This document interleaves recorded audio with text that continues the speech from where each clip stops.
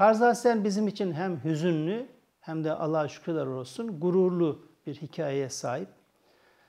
Ramazan'da yönetim kurulu toplantılarımızı sabah değil, iftardan makul bir saat öncesi gerçekleştiriyorduk. O günkü yönetim kurulu toplantımızda bizim ilk 50 üyemizden birisi, değerli bir abimiz, Allah rahmet eylesin, kendisine şimdi vefat etti. Onun yönetim kuruluna ve yönetim kurulu başkanı, MÜSİAD'ın genel başkanına bana hitaben yazılmış 4 sayfalık bir mektubunu getirdiler. Çok üzücü bir mektup. Okuduk yönetimde. Adeta herkes ağladı. Varlıklı bir dostumuz, arkadaşımız. Her sene çok ciddi miktarlarda rakamları ihtiyaç sahiplerine verebilen bir iş sahibi. Maalesef her şeyini kaybetmişti. O kadar ki sağlığı dahil olmak üzere işini, evini, her şeyini kaybetmiş. Sağlığını da kaybetmiş, kanser olmuş. Hemen orada bir karar verdik. Herkes elini cebine atsın, yarın demeyelim. Şu anda ne bulabilirsiniz diye. 45 bin lira civarında o günkü rakamla bir para toplandı. İki arkadaşımızı, evini bilen iki arkadaşımızı görevlendirdik ki kiraya çıkmış orada da. Hemen çıktılar. Siz toplantıdan erken çıkın, bunu götürün, değerli dostumuza hemen iletin dedik. İftara yakın bir saat olduğu için evden çıkmış, belediyenin iftar çadırına giderken yakalamışlar. Hiçbir şey yok. Tabii etkilendik. Sonraki yönetimde şunu konuştuk. Dedim ki arkadaşlar, Erol Başkanlar Allah razı olsun burayı kurdular. Ama o günkü üye yapısı içerisinde neredeyse bütün üyeyi birbirini tanıyabileceği bir ortam vardı. Biz bugün baktığınızda hem Anadolu'nun her yerinde hem de dünyanın her yerinde üyeye sahibiz. Bu abimiz, dostumuz ilk 50 üyemizin içerisindeydi. Tanıyorduk, birbirimizden haberdar olduk, yardımcı olmaya çalıştık. Haberdar olamadıklarımızı ne yapacağız? Fikir buradan çıktı. Karzasen Cenab-ı Hakk'ın Kur'an-ı Kerim'de bize tavsiyesi, Cenab-ı Hakk'ın tavsiyesi tabii tavsiye değildir, emridir bizim açımızdan.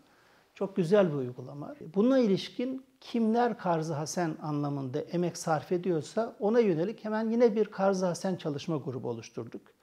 Başkanlığını yine ben yapmadım ama çalışma grubunun içerisinde baştan sona yer aldım. İki alanda çalışıldı. Hem burası bir dernek, dernekler kanununa tabi, hukuki altyapısı sağlam olmalıydı. Hem de Karz-ı Hasen'in başlangıç noktası itibariyle bakınca fıkhi altyapısı sağlam olmalıydı. Maalesef şöyle bir şey gördük yaptığımız çalışmalarda ki UTESAV'ın bu konuda bir çalıştayı da olmuştu daha önce. Onlardan da faydalandık. Bizim coğrafyamızda Karz-ı Hasen adına kimler ne yaptıysa bunu çok amatör çalışmalarla yapmışlar. Kaydı olmayacak şekilde çalışmalarla gerçekleştirmişler. Ve oturmuş 3, 5, 10 kişi bir araya gelip bir Karz-ı Hasen fonu oluşturmuş. Vermişler, para dönmemiş. Vermişler, para dönmemiş. Tekrar para koymuşlar. Dönmeyince haşa adeta Karz-ı Hasen'e olan inanç zayıflamış. Bu çok tehlikeliydi. Fıkhi tarafta Hamdi Döndüren Hoca ve Hayrettin Karaman Hoca'dan faydalandık. Hocam dedim böyle böyle iyi bir niyetimiz var dedim. Buna iyi niyet deme Nail Bey dedi. Dedim hocam ne yanlışlık yaptık böyle diyorsun. Sadece iyi niyet dersen küçük kalır da onun için diyorum dedi. Sen medeniyetimizin bir şeyini canlandırmaktan bahsediyorsun ama yanlış bildikleriniz var dedi. Nasıl hocam dedik. Bir defa dedi karz verilirken senetli sepetli verilir. Teminatı alınarak verilir dedi. Bu bir. İki, Karz-ı Hasen sandığına verilen paraları siz bağış mı yapıyorsunuz, hibe mi yapıyorsunuz dedi. Dedim farkı nedir? Bağış geri alınabilir, hibe alınamaz dedi. O zaman tüzüğe yazacağız dedik. Ödüyoruz ya aidatlar. Aidatlar hibe olacak. 3. Karzda vade yoktur diye biliyorsunuz değil mi dedik. Evet dedim hocam. Siz dedi şöyle bilirsiniz. Tahir kardeş bana 3 aylığına bir 100 bin lira verir misin? Verdin. 3 ay olur, 23 ayda olabilir. Vade yoktur. Öyle değil dedi. 3 aylığına verdi, istedin ya dedi. 1 ay sonrası gelip senden geri isteyebilir parayı veren dedi.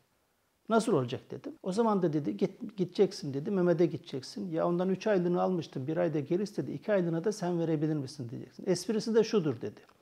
Veren bilirse ki paranın geri alınması teminat altında ve erken bile alabiliyor. Hep kenarda garanti tutmaz o parayı verir dedi.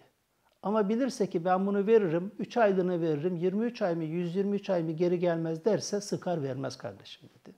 Böyle çok güzel şeyler öğrendik.